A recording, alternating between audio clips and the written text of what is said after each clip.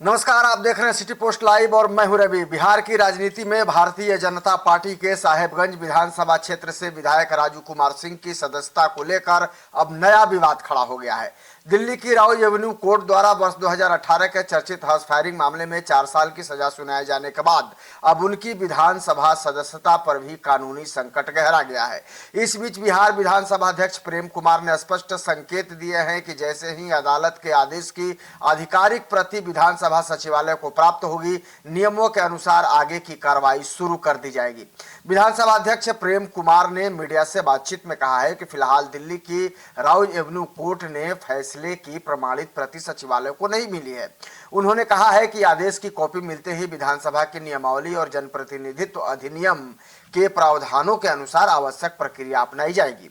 उन्होंने यह भी स्पष्ट किया है कि यदि अदालत ने किसी विधायक को दोषी ठहराते हुए 2 वर्ष या उससे अधिक की सजा सुनाई है और मामला अयोग्यता की श्रेणी में आता हो तो कानून के तहत उनकी सदस्यता समाप्त करने की प्रक्रिया लागू होती है।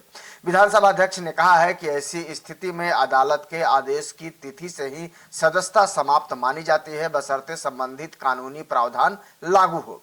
दरअसल दिल्ली की राउ एवेन्यू कोर्ट ने 31 दिसंबर 2018 को नए साल के जश्न के दौरान हुई हर्ष फायरिंग के मामले में राजू कुमार सिंह को दोषी करार देते हुए 4 वर्ष के कठोर कारावास की सजा सुनाई है।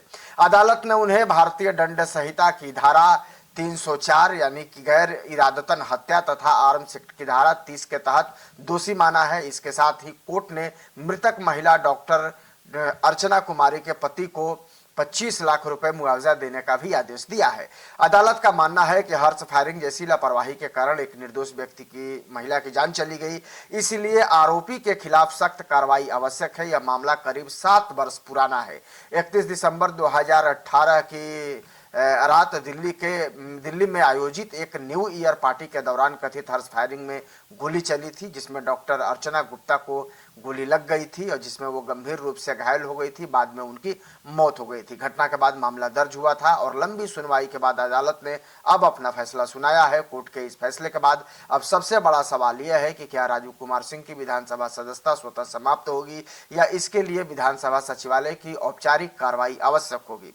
राजनीतिक और कानूनी विशेषज्ञों का मानना है कि यदि जनप्रतिनिधित्व अधिनियम की धारा 8 के तहत अयोग्यता लागू होती है तो विधायक की सदस्यता समाप्त हो सकती है। हालांकि अंतिम निर्णय विधानसभा सचिवालय द्वारा अदालत के आदेश का अध्ययन करने और कानूनी प्रक्रिया पूरी होने के बाद ही लिया जाएगा।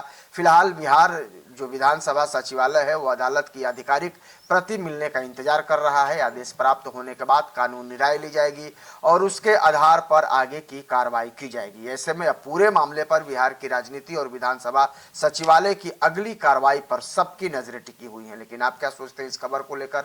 कमेंट जरूर करिएगा और एक बार खबर को लाइक और शेयर भी कर दीजिएगा। धन्यवाद।